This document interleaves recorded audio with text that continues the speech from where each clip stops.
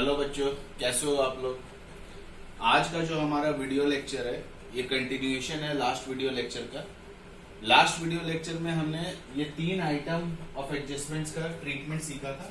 एक general reserve, एक advertisement suspense, एक प्रॉफिट एंड लॉस। और आपने लास्ट वीडियो लेक्चर में देखा ही होगा कि ऑलमोस्ट सबका ट्रीटमेंट सेम ही है।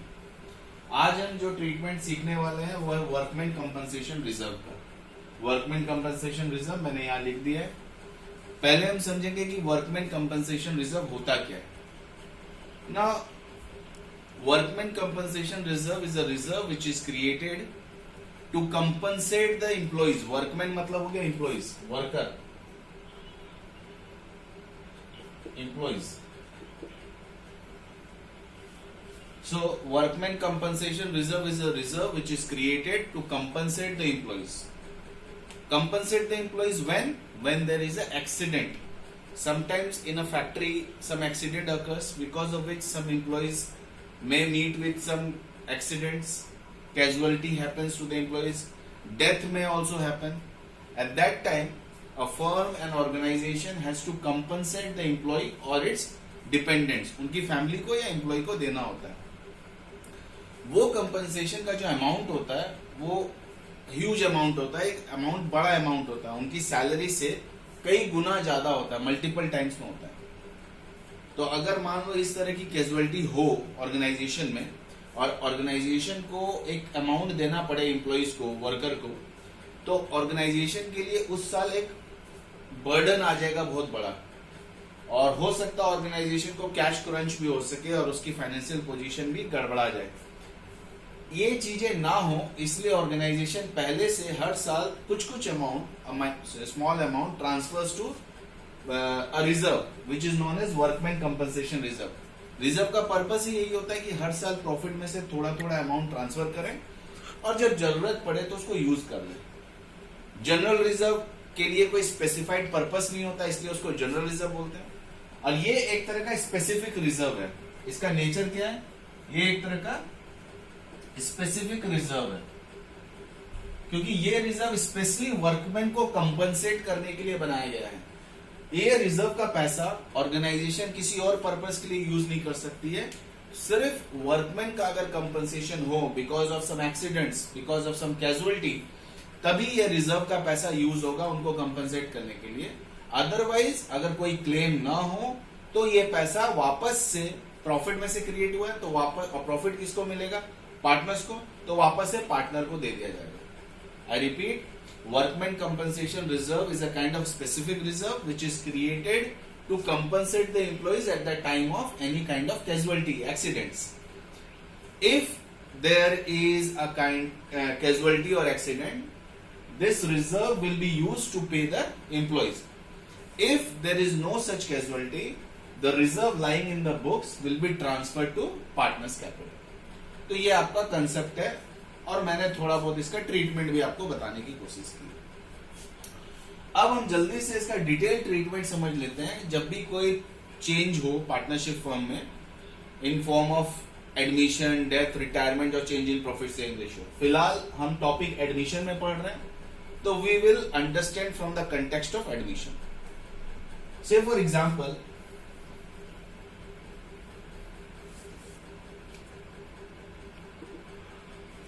A और B दो पार्टनर हैं, उनका रेशियो 3:2 है, ये ओल्ड रेशियो है। अब एक नया पार्टनर भी आ गया A, B, C, इनका रेशियो हो जाएगा 1:1:1, न्यू रेशियो। बैलेंस शीट में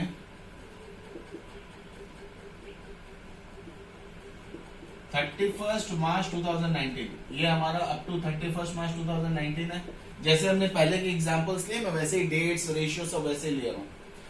और 1/4/2019 से एक नया पार्टनर आ रहा C।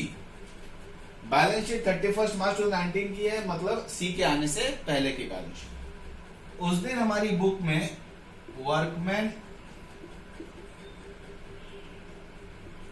कंपनसेशन रिजर्व मान लीजिए 50,000 का शो कर रहा। मैं आपको वापस से याद दिला दूं, reserve is a kind of liability, hence it will always be shown on the liability side of the balance sheet.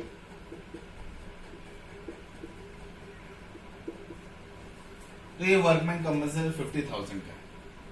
अब ये रिजर्व क्रिएट हुआ है प्रॉफिट में से, तो बेसिकली ये रिजर्व प्रॉफिट में से क्रिएट हुआ तो it will go to partners A और बी, क्योंकि ये पहले के प्रॉफिट से क्रिएट हुआ है। Just like the concept of general reserve, वही चीज है कि पहले के प्रॉफिट से क्रिएट हुआ है, तो नए पार्टनर को सी को इस रिजर्व में से कुछ नहीं मिलेगा। तो एडमिशन से होने से पहले, ठीक एक दिन पहले, ये रिजर्व को पार्टनर्स अपने ओल्ड रेशियो में डिस्ट्रीब्यूट कर लेंगे, just like general reserve, just like PL. Same logic, same concept कि भाई ये पहले के प्रॉफिट में से क्रिएट हो रहा है, तो इसमें सिर्फ ए और बी का राइट्स है, इसलिए सी के आने से ठीक पहले वो ये रिजर्व को अपने कैपिटल में डिस्ट्रीब्यूट कर लेंगे ओल्ड रेशियो में।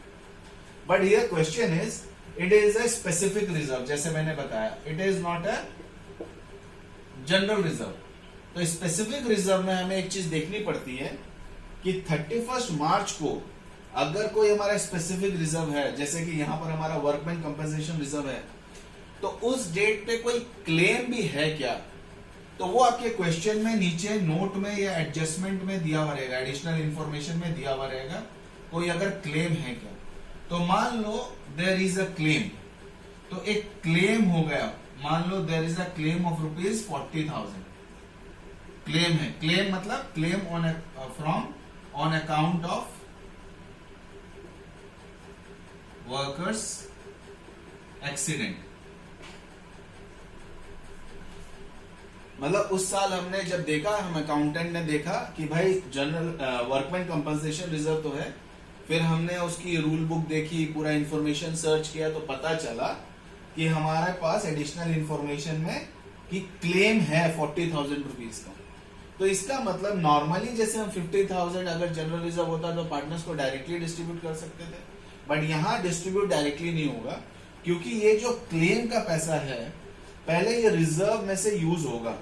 तो first thing you should clear कि कोई अगर स्पेसिफिक रिजर्व होता है और उस रिजर्व के अगेंस्ट में कोई लॉस आ जाता है, कोई क्लेम आ जाता है, तो पहले वो रिजर्व का पैसा क्लेम को जाएगा और फिर जो बचेगा वो पार्टनर्स को जाएगा।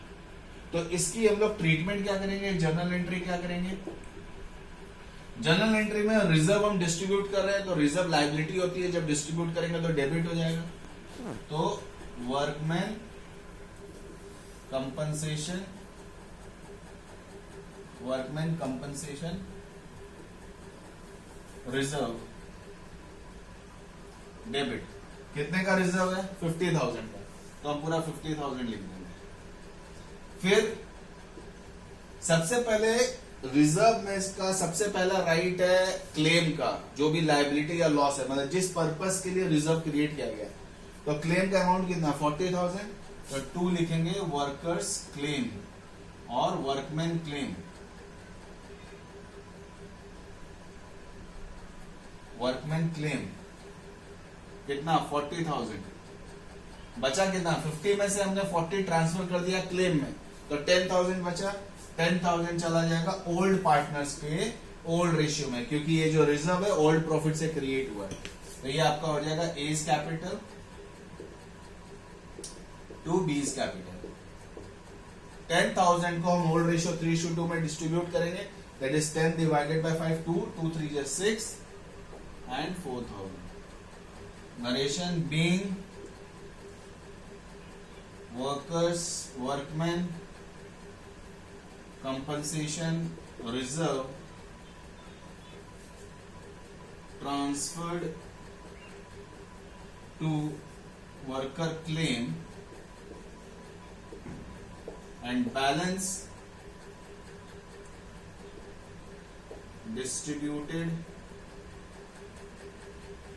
to old partners in the ratio 3:2। तो ये एक एग्जाम्पल लेके मैं ये एक एग्जाम्पल लेके मैंने आपको समझाने की कोशिश की है कि वर्कमैन कंपनसेशन रिजर्व अगर बैलेंस शीट में है तो हमें पहले चेक करना है कि उसके अगेंस्ट में कोई क्लेम है क्या। अकाउंटेंट जब भी प्रैक्टिकली क्या होता है, अकाउंटेंट जब भी एडमिशन रिटायरमेंट के लिए अकाउंटिंग करता है तो वो जब भी वर्कमैन कंपनसेशन रिजर्व होगा तो वो बुक्स में चेक करेगा, उसकी जो अकाउंटिंग बुक होती है कि उसमें कोई क्लेम है क्या। तो क्लेम अगर है, आपके क्वेश्चन में तो आपको एडिशनल इंफॉर्मेशन में दी रहेगी, क्लेम अगर है तो पहले रिजर्व में से अमाउंट जो जाएगा वो क्लेम को जाएगा, क्योंकि क्लेम के लिए ही रिजर्व बना है, तो first right is for claim. उसके बाद जो बचेगा वो पार्टनर्स कैपिटल में उनके ओल्ड पार्टनर्स के ओल्ड रेशियो में जाएगा। तो ये एक छोटा सा एग्जांपल मैंने आप लोग को बताया। अब मैं आपको 2-3 केसेस बताऊंगा जिससे आपकी क्लियरिटी हो जाएगी, क्योंकि आपके क्वेश्चंस में ऐसे केसेस आएंगे कि वर्कमैन कंपनसेशन रिजर्व है, देयर इज नो क्लेम, एक केस ये हो गया। फिर there is a claim, but claim जो है वो रिजर्व से कम है, या क्लेम जो है रिजर्व जितना ही है, या फाइनली क्लेम अगर रिजर्व से ज्यादा है। तो ये टोटल 4 केसेस हो गए। हम यहाँ पर ड्रॉ करके समझ लेते और एक एक के सबके ट्रीटमेंट समझ लेते। ओके बेटा, अब हम लोग सारे केसेस, टोटल 4 केसेस हैं जैसे मैंने बताया अभी, हम एक एक केस का ट्रीटमेंट समझ लेते हैं क्या है। कंसेप्ट हर केस में वही रहेगा जो मैंने अभी आप लोग को एक एग्जांपल से बताया था। तो यहाँ पर एक एग्जांपल मैंने लिखा, workman compensation reserve of ₹50,000 given in the balance sheet, is given in the balance sheet. तो ये 50,000 का क्लेम आपका, रिजर्व आपका, sorry, workman compensation reserve 50,000 balance sheet में दिया हुआ लायबिलिटी साइड में। ए और बी 2 पार्टनर थे, ओल्ड रेशियो उनका 3:2 था, नया पार्टनर सी आ रहा है। अभी सिर्फ बताने के लिए न्यू रेशियो की कोई जरूरत नहीं, आप लोग देख चुके हो। अभी फर्स्ट केस क्या है, जब कोई क्लेम नहीं है, मतलब क्वेश्चन में आपको रिजर्व तो दिया हुआ वर्कमैन का, लेकिन क्लेम नहीं है। तो क्लेम नहीं है तो इसका मतलब क्या हुआ, सिंपली ये वर्कमैन कंपनसेशन रिजर्व पूरा का पूरा ओल्ड रेशियो में, ओल्ड पार्टनर में डिस्ट्रीब्यूट हो जाएगा। ठीक है, तो इसकी क्या जनरल एंट्री होगी, workman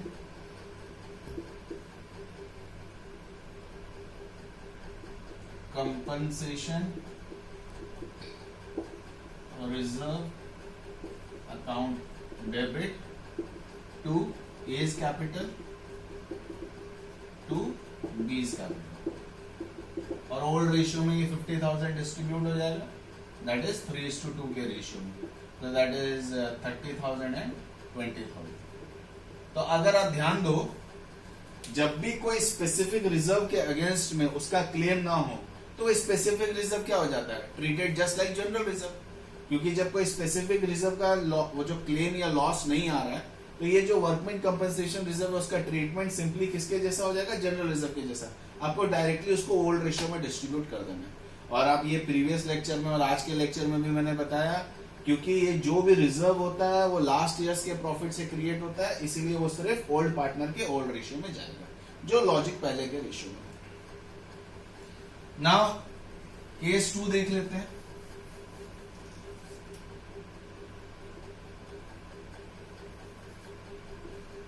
claim is less than reserve. Claim is less than reserve, तो से फॉर एग्जांपल यहाँ क्लेम जो है आपका 40,000 का। अभी जो मैंने इमीडिएटली क्वेश्चन सॉल्व किया था ये वैसा ही है, but just for a recap मैं फटाफट बता देता हूं। तो इसमें क्या होगा, पहले वर्कमैन कंपनसेशन रिजर्व डिस्ट्रीब्यूट हो रहा है,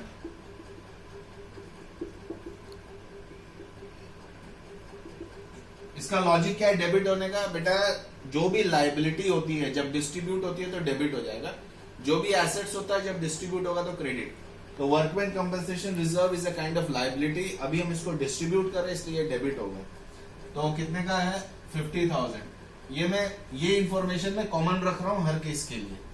तो यहाँ वर्कमैन कंपनसेशन 50,000 का है, वर्कमैन क्लेम कितने का है, 40,000 का। तो बाकी कितना बचा, 50 में से 40 क्लेम में गया, तो 10,000 किसको जाएगा, ओल्ड पार्टनर्स को ओल्ड रेशियो में। तो A's capital to B's capital, old ratio मतलब 10,000 divided by 5, 2, 2, 3 just 6 and 4,000। Narrations बेटा वही हो गए जो मैंने पहले लिखा था, workman compensation reserve transfer to workman claim and the balance distributed to old partner in their old ratio. तो नरेशन ऑलमोस्ट सब जगह सेम ही होगा। इससे पहले वाले का नरेशन तो बहुत सिंपल था, workman compensation reserve transfer to partners capital in old ratio. तो ये केस 2 हो गया जहां claim is less than reserve. अब हम देख लेते हैं when claim is equal to reserve, ये केस 3 हो गया। Claim is equal to reserve, मान लो क्लेम रिजर्व कितने का 50, तो क्लेम भी कितने का है 50। तो इसमें सिंपल क्या होगा कि आपका जितने का रिजर्व है उतने का क्लेम है। तो अब पार्टनर्स कैपिटल में ट्रांसफर करने के लिए हमारे पास क्या है, जीरो, कुछ नहीं, तो हम पार्टनर्स कैपिटल में कुछ भी ट्रांसफर नहीं करेंगे। नरेशन क्या हो जाएगा, being workman compensation reserve transfer to workman claim, being workman compensation reserve transfer to workman's claim. तो ये आपका थर्ड केस हो गया। I think it's very simple, अब आप लोगों को समझ में आ रहा होगा अच्छे से। अब लास्ट केस देख लेते हैं, जहां पर हमारा claim is more than reserve. से फॉर एग्जाम्पल हमारा जो क्लेम है वो 80,000 है। अभी आप देखोगे जो जितने का रिजर्व हमने क्रिएट किया था 50,000 का, उससे ज्यादा का क्लेम आ गया। तो सबसे पहले तो हम रिजर्व ट्रांसफर करेंगे, तो वर्कमैन कंपनसेशन रिजर्व जितने का था उतने का लिख देंगे। आप ध्यान रखना रिजर्व में कोई पैसा नहीं रहेगा eight the time of admission, वो पूरा का पूरा ट्रांसफर हो जाएगा, चाहे वो क्लेम में जाए या पार्टनर्स कैपिटल में जाए। और क्लेम कितने का, टू वर्कमैन क्लेम 80,000। तो यहां देखोगे हमारा जो लॉस हो रहा है 50,000, 80,000, 30,000 का लॉस हो रहा है। अकाउंट्स में एडमिशन के वक्त जब भी कोई लॉस हो या गेन हो, उसके लिए हम अकाउंट ओपन करते हैं जिसका नाम है रीवैल्यूएशन अकाउंट। रीवैल्यूएशन अकाउंट बेटा ये एक तरह का नॉमिनल अकाउंट है। It is a kind of nominal account. Nominal मतलब it is just like profit and loss, trading, P L, उस तरह का अकाउंट है ये। तो मैं एक बार बताऊं, ये रिवैल्यूएशन अकाउंट को मैं डिटेल में आप लोग को बताऊंगा टॉपिक नंबर 7 में। देखो यहाँ revaluation of assets and liabilities के बारे में जब हम पढ़ेंगे तो इसमें मैं रिवैल्यूएशन के बारे में पूरा डिटेल में बताऊंगा। अभी फिलहाल इतना समझो, रिवैल्यूएशन अकाउंट एक नॉमिनल अकाउंट है, और जब भी एडमिशन, डेथ, रिटायरमेंट की बात हो, तो जब भी एडमिशन, डेथ, रिटायरमेंट की बात हो, उस समय जब भी कोई प्रॉफिट या लॉस हो ऑर्गेनाइजेशन को, तो उसके लिए हम रीवैल्यूएशन अकाउंट ओपन करते हैं। लॉस होगा तो रीवैल्यूएशन अकाउंट डेबिट होगा, लॉस इज डेबिटेड, और गेन होगा तो रीवैल्यूएशन अकाउंट क्रेडिट होगा। अभी फिलहाल इतना ही सिर्फ समझो। तो यहां पर हमें लॉस हो रहा है कितने का, 30,000 का, तो वो 30,000 हम लोग ट्रांसफर करेंगे रीवैल्यूएशन अकाउंट में। रीवैल्यूएशन अकाउंट, ठीक है। इसका कंसेप्ट में डिटेल में आपको बताऊंगा। फिलहाल सिर्फ इतना याद रखो कि जब भी एडमिशन, रिटायरमेंट ये सब हो, तो लॉस जो होगा रिवैल्यूएशन में डेबिट हो जाएगा, गेन जो होगा रिवैल्यूएशन में क्रेडिट हो जाएगा ना। ये जब भी कोई ऑर्गेनाइजेशन में लॉस या प्रॉफिट होता है, वो फाइनली किसको डिस्ट्रीब्यूट होता है, पार्टनर्स को। Now as this loss is related to old firm, पुरानी फर्म से रिलेटेड है, क्योंकि 31 मार्च तक का रिजर्व है, 31 मार्च तक का क्लेम है, तो ये जो लॉस है ये डिस्ट्रीब्यूट हो जाएगा ओल्ड पार्टनर के ओल्ड रेशियो में। तो लॉस डिस्ट्रीब्यूट होगा तो पार्टनर्स कैपिटल क्या हो जाएगा, डेबिट। तो एंट्री आएगी as capital debit, B is capital debit to revaluation account 30,000, और इनका ओल्ड रेशियो क्या था, 3:2, मतलब डिवाइड बाय 5, 6, 6, 3 18, और ये 12। आप देखो नॉमिनल अकाउंट है, इसलिए रिवैल्यूएशन में कोई बैलेंस नहीं रहेगा। 30 डेबिट, 30 क्रेडिट, रिवैल्यूएशन खत्म। नॉमिनल अकाउंट में कभी कोई बैलेंस नहीं होता है, बैलेंस सिर्फ रियल और पर्सनल अकाउंट में होता है। ये हमने 11th में डिटेल में सीखा था। ये लेकिन आप बीच बीच में क्रॉस चेक करते रहा करो ये सब रियल, नॉमिनल, पर्सनल का, इससे आपके कंसेप्ट और एनहांस होंगे। क्योंकि कितना भी हो जाए अकाउंट्स में रियल, नॉमिनल, पर्सनल का कंसेप्ट जो होगा वो आपका हमेशा काम आएगा। तो इसका नरेशन में ऑलरेडी बता देता हूं। पहले वाले में हमने क्या किया, वर्कमैन कंपनसेशन रिजर्व को डिस्ट्रीब्यूट किया वर्कमैन क्लेम में, और उसके बाद जो लॉस आया तो क्या लिखेंगे, being workman compensation reserve transfer to workman claim and the loss is transferred to revaluation account. Being workman compensation reserve transferred to workman claim and the loss is transferred to revaluation account. Second वाले का being loss on revaluation transferred to partners capital in their old ratio. Being loss on revaluation transferred to partners capital in the old ratio. तो बेटा ये workman compensation reserve को लेके हमने चारों cases देख लिए। ये केस 4 था। फर्स्ट केस क्या था, जिसमें सिर्फ रिजर्व है, कोई क्लेम नहीं है। सेकेंड केस रिजर्व है बट क्लेम से ज्यादा है, मतलब claim is less than reserve. Second case में, थर्ड केस में claim is equal to reserve. And finally when claim is more than reserve. जब क्लेम मोर रहेगा रिजर्व से तो हमारी 2 जनरल एंट्री आएगी। पहले केस में हमारा लॉस बुक होगा और दूसरे केस में लॉस डिस्ट्रीब्यूट होगा। तो ये वर्कमैन कंपनसेशन रिजर्व का पूरा ट्रीटमेंट है। वर्कमैन कंपनसेशन रिजर्व का कंसेप्ट वही है जो पहले था, बस इसमें बस डिफरेंस क्या है, it is a kind of specific reserve. अब जो हम नेक्स्ट सीखेंगे वो होगा investment fluctuation reserve. And let me tell you, ये पूरा का पूरा वर्कमैन कंपनसेशन रिजर्व जैसा ही है।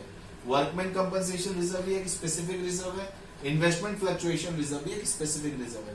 बस इनका जो नेचर है वो डिफरेंट है, इनका जो मतलब है, जिस पर्पस के लिए क्रिएट किया गया वो डिफरेंट है, अदरवाइज इसका ट्रीटमेंट पूरा सेम है। तो अब हम इन्वेस्टमेंट फ्लक्चुएशन रिजर्व आगे की वीडियो में सीखेंगे, जिस which is very very simple, आपको इमीडिएटली समझ में आएगा।